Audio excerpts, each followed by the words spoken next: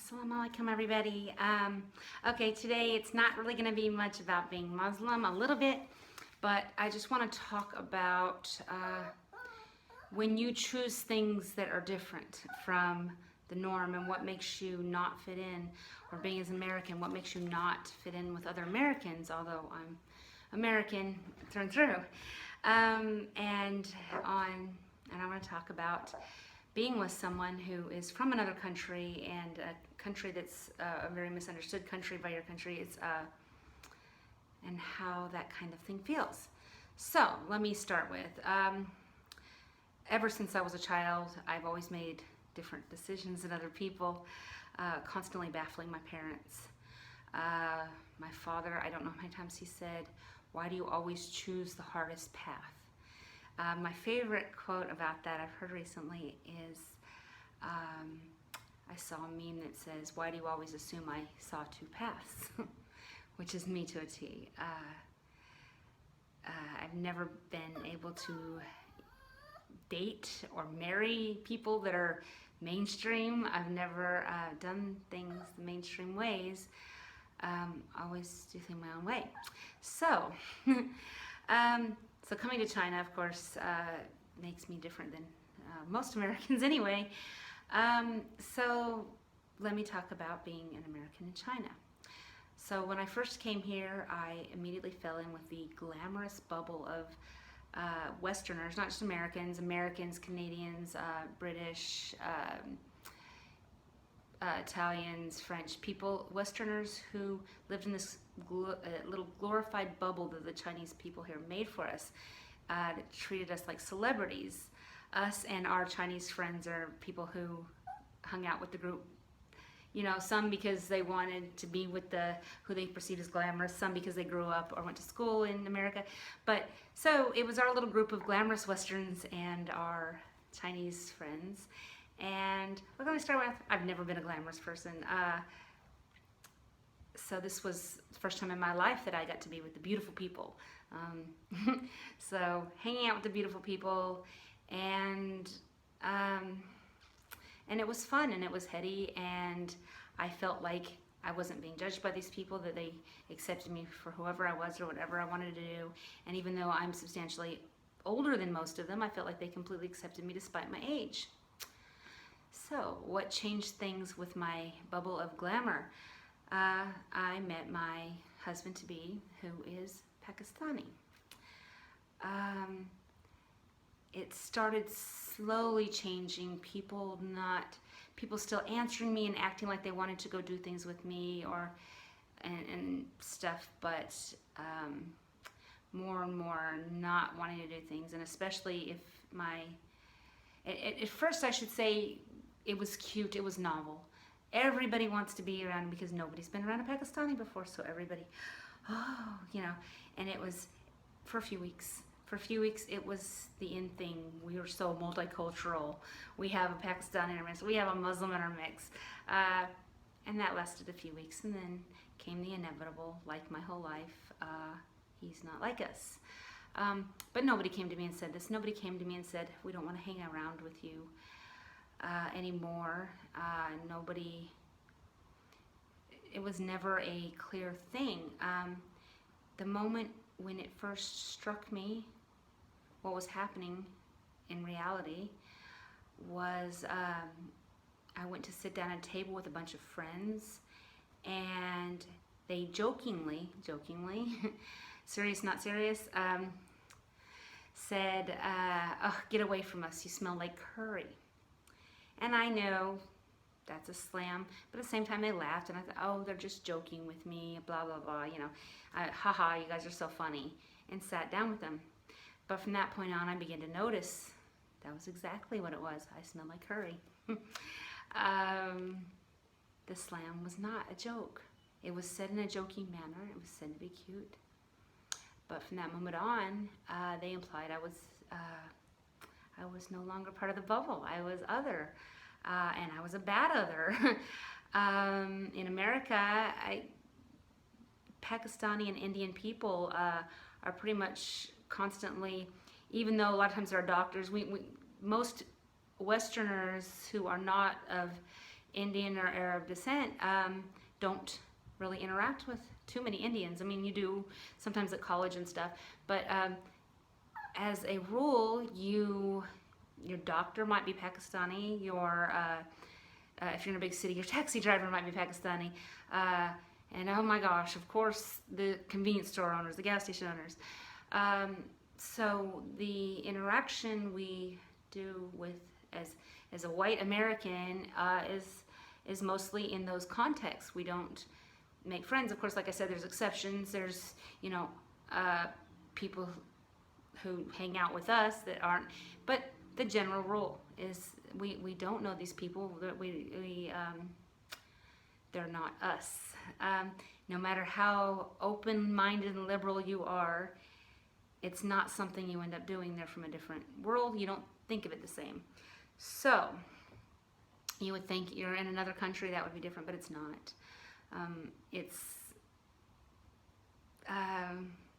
You're now other. So I guess after that moment, when I started realizing how true the comment was, and I started to see the people backing off. Nobody wants to know you. Very few people choosing to talk to you, and those being almost overly nice to the point you're suspicious because they want to be nice to prove they're still nice to you, Hi, how you doing? Texting you all the time. Like, why is this person texting me? I barely know them. Oh, they're wanting to text you to prove that they're so cool with you being different. Isn't that cute? I guess, so I started to be able to feel that otherness that I guess a lot of people feel in America that are not, me, bleeding heart liberal white girl, right? So, and then it became more so. So of course that distanced, and then I became a Muslim, and I learned that, oh, now you've added another layer to it. Now you are another other. And I had already distanced myself from the people in China, so except for that, I have the extra layer here of, oh, you're not going to cover in front of us, are you? Or you're not going to say anything too Muslim-y in front of us. Here, I don't have to deal with that.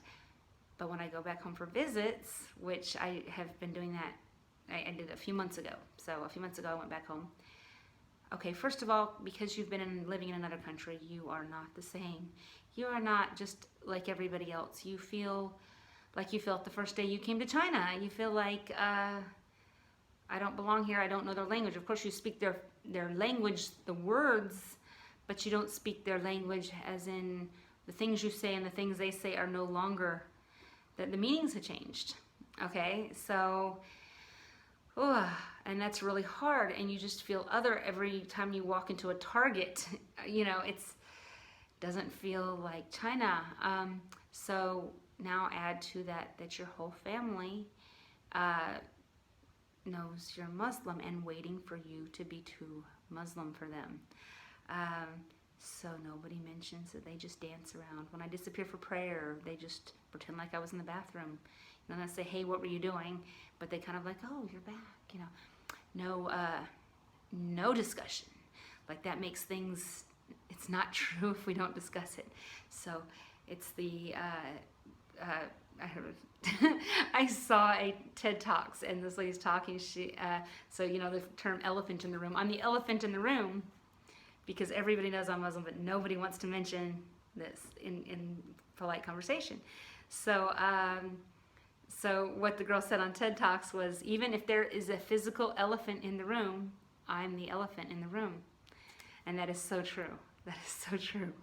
Especially when your family is mostly Islamophobic. It's hard. So they love you. They don't accept Islam. They want to pretend you're not Muslim. Not that you're not like the other Muslims, but you're not really one of them, if that makes sense. So, so you just get this dancing around the issue. If I say something that's really hard to avoid, the mental gymnastics that go on in my family's head to try to answer without discussing my religious identity is insane. So I did have the opportunity. My niece asked me about hijab and why I didn't wear one, and at the time, and did I ever wear one, and I showed her pictures that yes I do. and and asked me questions. She was very upfront, and her mother sat there in the kitchen just making dinner, chopping faster and faster, trying to ignore the conversation, and eventually came up with an angry, I heard that you have to wear a hijab because men can't be told to control themselves. And I'm shocked. I was like, well, that's not the truth. That's not it. And she goes, well, that's what I've been told. Don't wear one. And then changed the subject and dinner chopping and just tried to ignore that her daughter brought up the questions. So it was kind of a little awkward thing. So so we sat after her daughter's birthday party playing Cards Against Humanity. I don't know how many of you know this game, but the game ideal is to be inappropriate, politically incorrect, socially incorrect. It's going to be it's mocking things a lot of times that aren't mockable, right? And I'm not Arab. I don't have that, same, I completely respect my religion, but I don't have that same sense of you can't make fun of anything, maybe because I didn't grow Muslim. But the point being, in the course of this game, there was a question, or there was an answer that was, and it was a good answer because in the game the whole point is to be offensive as possible, but it was an offensive answer regarding terrorists or something, and I could feel my whole family holding their breath. Please don't tell our guests that you're Muslim. Of course, why am I going to bring that up? They're all sitting there drinking. I'm drinking my orange juice. Just don't bring it up. And the moment moved on. But that moment, that second illustrated for me that I am other, I'm different. And I've always been that different. I've been that different from 8 years old, not being able to make friends, and being the person who does things that make no sense to other people constantly, and having the willpower to do things that people say, oh, we're proud of you for doing this, but we're proud of you that you completed law school. Why aren't you a lawyer? So you think I overcame great odds to go to law school, but I didn't become a lawyer. Okay, I get that. I'm not every person. So that's already been my life's theme, and so I shouldn't have had as much trouble as I do here. But even when I went home, one thing was like when I do walk into a convenience store and you see a Pakistani or Indian working there, it's like you have this urge to say, oh, my fiance is from here. But you know what? When I'm there, they're still the other. I still look at them as, oh, it's one of these Pakistani gas stations, and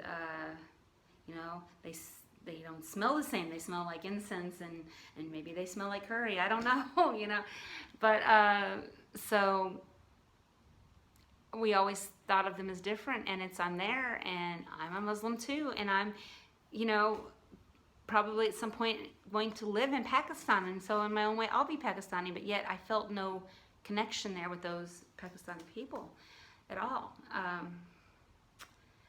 So maybe part of me still doesn't accept that I'm other, but I just wanted you guys to know, people out there, it's okay when you're different, and it's okay. I just wanted to show you guys just when you change something drastically in your life.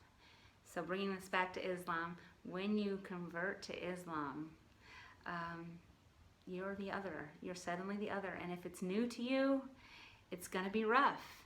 And it doesn't matter how hard your life was before, how good of a Muslim you are, it's going to feel weird. You're going to feel that separation of people, not bad, not ill-intended, people I don't feel like people consciously have put me aside and don't want me to be part of the group, but even within my own family and stuff that has happened. So I guess I had experience of my life of not ever fitting in before, but so I guess for all of you out there who feel like you don't fit in, or you're different, or you're other, just keep going. You're you. Everybody. Nobody's really normal. Normal's BS term. So goodbye, everybody. Go on staying weird.